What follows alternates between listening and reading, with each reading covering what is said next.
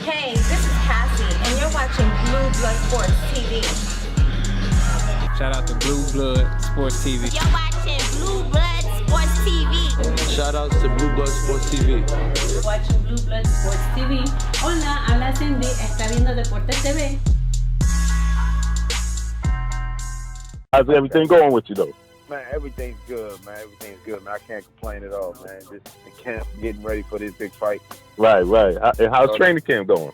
Man, it's going great. It's going great. It's right on time. You know, I fought March 8th, about a little over a month ago, and the next week, my fight March 8th only went one round. So the next week, I was right back in the gym. Right. So the camp is going great, man. Just taking my time, staying sharp. I'm already in shape, so I'm just staying sharp right now. Right. And, you know, putting all the pieces together for my next opponent. Okay. Now, first, before we even get started, man, let's tell the people where they can find you and who you are. Tell the people a little bit about yourself, man. Oh, yeah, most definitely. Well, my name is Demond Nicholson. You can find me on Twitter, Demond Nicholson, at Demond Nicholson, and on Instagram, Demond_Nicholson, on Facebook, Demond, the best at it, Nicholson Sr. Okay. Yeah. And so now you from the DMV area? Yeah, I am. I'm from Laurel, Maryland, right outside of D.C. and right outside of Baltimore. So I'm in between, and I'm about 30 minutes away from Virginia. So yeah, I'm DMV loaded. Right. Man, it's a lot of tough fighters down that come from the DMV. Man, we just saw Lamont Peterson, his farewell fight. I was actually at that fight. You know, you got Gary Russell down there. You got a lot of fighters down there, man. What is it about the DMV area that make you guys? Because it seems like all you guys have this tough, rugged style. Like you guys are just tough. Tough fighters to deal with, man. Exactly, man. That's crazy. I was just talking about that yesterday. I've been out throughout the world dealing with boxing. I've been to Australia, places like that, and even throughout the United States. Man, literally, I've been everywhere, and I've yet to see the skill level that this area possess. You know what I'm saying? You have great fighters everywhere, but it's like numerous of fighters in this area come out and can shine. But some of us get caught up in the streets. Some of them get caught up in different things. But man, I'm telling you, man, the talent here is amazing. Right. And it's finally starting to flourish. You know what I'm saying? We have multiple champions, multiple prospects coming up. I'm one of them.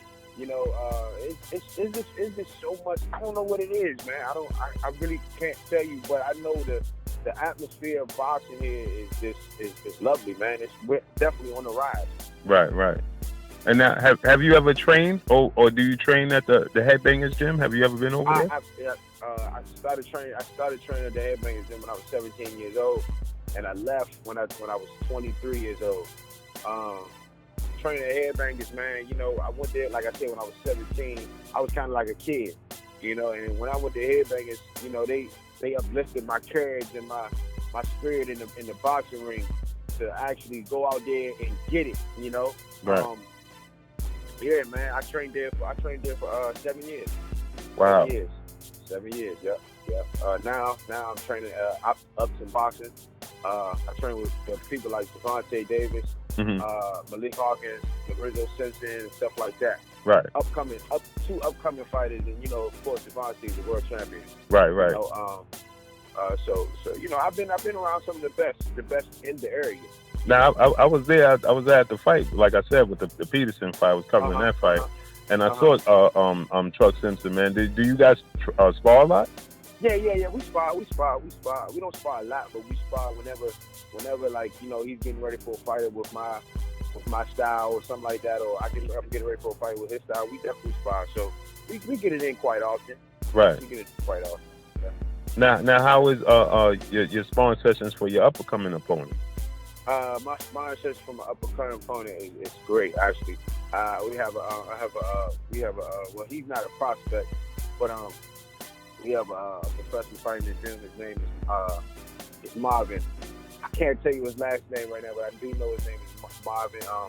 He's similar to the dude that I have to fight. My opponent name is Ernest Mumuzu. He's 6 foot, He's from Africa. He has a pretty decent jab, but he's not all the way as sharp. You know what I'm saying? But Marvin has his length and his style a little bit short, but he's a little bit more sharper. You know, but my sparring is going great, man. Monday, I actually got a chance to go to the Hillcrest Boxing Gym home with Jared Harris. I didn't spot Jared Harris, but I spotted a few fighters in his gym also. Right. So, remember, I did 10 rounds straight Monday. But other than that, man, sparring and training is going great. It's going great. Now, how is the life of a boxer, man? Because I asked this to Clarissa Shields. I was just covering her fight, and then I asked Alicia Napoleon. A lot of women was there, you know, and it's always intriguing. You know, people don't understand when you guys step on the scale, you're this weight. You know, you could be 154, you could be 168 pounds. You know what I mean? And then tomorrow you're 180 pounds at fight night. You know, what is that like? What does that feel like to gain that weight? And what is it like to keep yourself on pace for the weigh-in? You know, actually, it's to actually get down is a great feeling. You know, because to see yourself go to 180, then 182, and just drop down to 168 in about six weeks. You know, it's a good it's a great transition. And then to shoot back up and still be cut up, you know, it's a great feeling. Right. But the feeling of that is actually it's a good feeling actually, because when you go in the ring and you're hydrated and you feel great and stuff like that, you perform very well. But and I had to learn that. You know, it's been times I've been in the ring. I've gotten in the ring. I didn't rehydrate right. I lost about 15, 16 pounds, and I didn't rehydrate right. Gained back only like 10 pounds and didn't feel good in the ring. Right. You know, so to actually learn to rehydrate your body and to rehydrate your mind and stuff like that, man, it's a great feeling. And it's not easy to do. You know, it's a learning process. You know, it's a learning process. And once you get it down, man, it's a great feeling, man. You feel like the Incredible Hulk in the ring. Really. Now we know that you had a couple of setbacks in your career. Yeah. But what does it take? Because your spirit don't say that you have these setbacks. Your fighting style, just seeing you in the ring, doesn't say, "Oh, he had these setbacks." You know. Yeah. So what is it? Your mentality, it seems totally different from the average guy. You know, that would have, you know, had setbacks in their career. What's the difference in your career? You know, the difference in my career is number one, I'm a strong person. Right. And I always told myself from a little kid, 7 years old, that I would be a world champion. Right. And I hold that in my mind every single day. You know, so that alone, you know, so that keeps the drive going. Mm-hmm. You know, but when I had my setback. When I had my setback, I knew why I had the setback. Right. So it was either something I was doing outside the gym, or something wasn't going right in the gym, right, or something I wasn't doing right. Right. You know, or something I had to fix. And so once I fixed them, you know, everything started to get better. Right. That there alone kept my spirit alive, kept my drive going. You know, like my first loss, man, I lost 16 pounds in 3 days. Wow. Like I know about rehydration because I had to go through it. You know, I lost 15 pounds in 3 days. I was cramping up in my fight. I didn't rehydrate right. You know, so that's why I said it's a learning process. I've learned it. I had to go through it. You know, right. I lost 15 pounds in 3 days, and in the fight, I only gained about 10 pounds. You know, and when I was fighting, I dropped the dude with a single jab in the second round. Normally, my first 10 fights was all first and second round knockouts. Right. Normally, when I dropped somebody, I jumped right on them. I couldn't jump on them. I didn't have the energy. Right. You know? And so that fight right there, man, was a big learning experience for me. And my second fight, you know, my second loss, you know, it was kind of like a fluke loss. I felt as though I won. I made a few mistakes.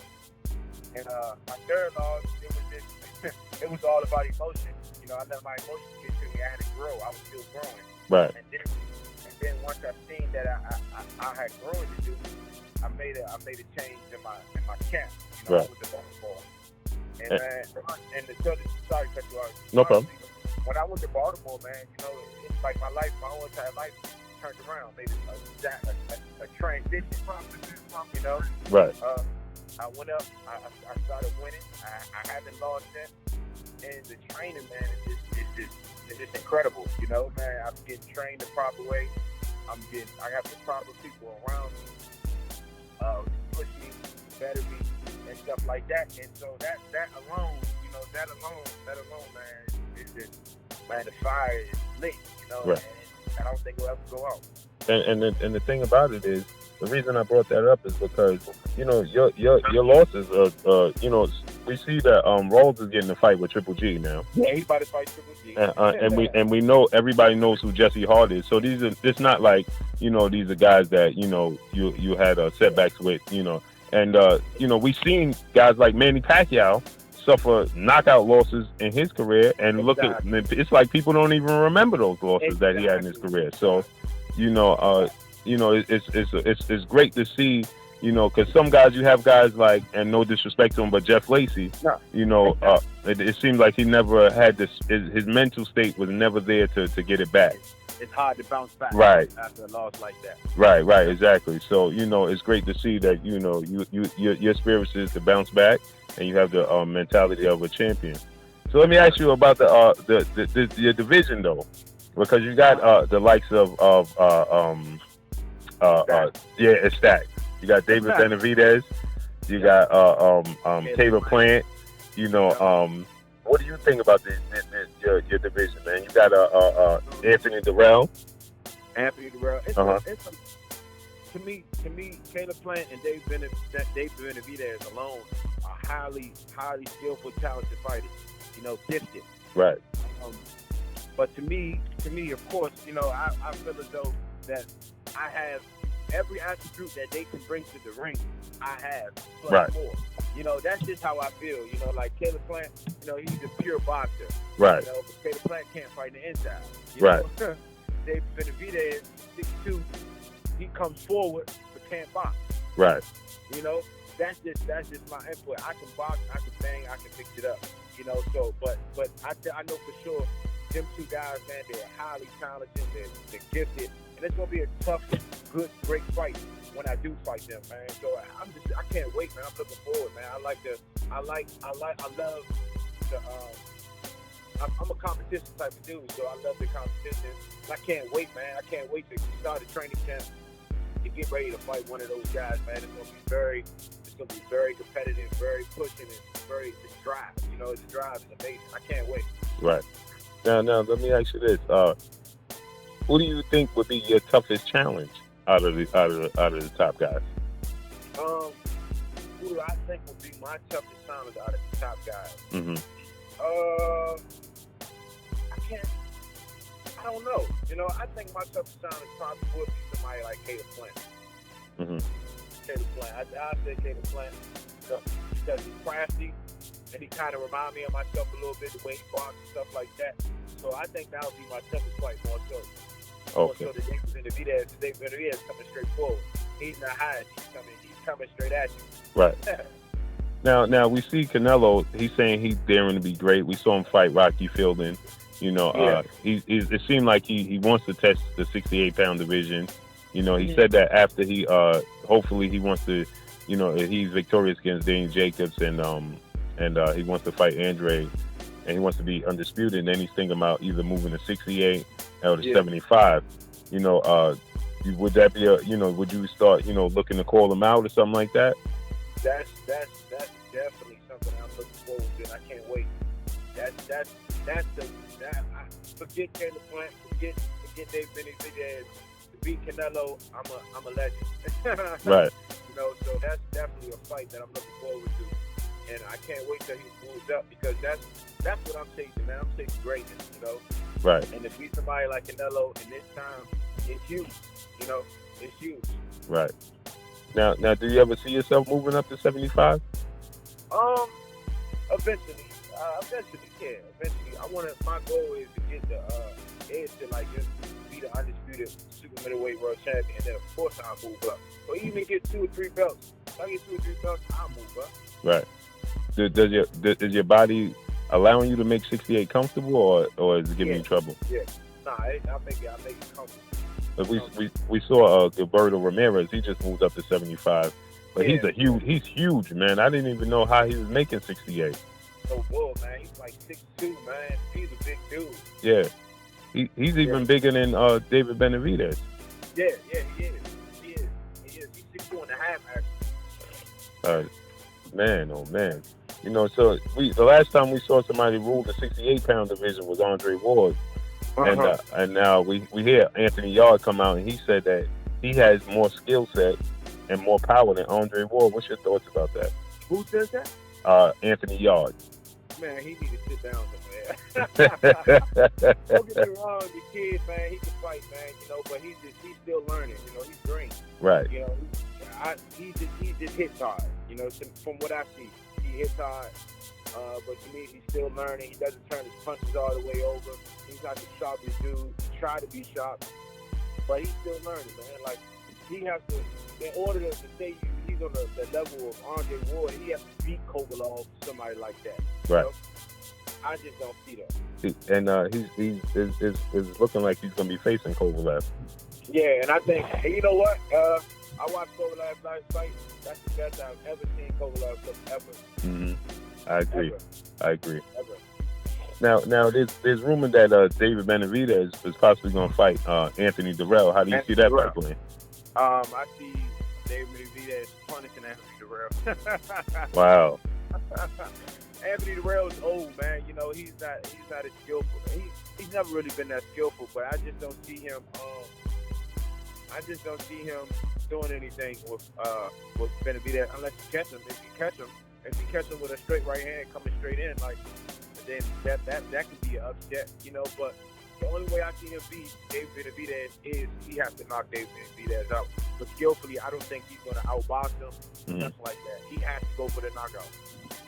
Now, what do you think you have to do to steal the limelight? Because that fight is Jarrett Hurd and J. Rock Williams is a big fight.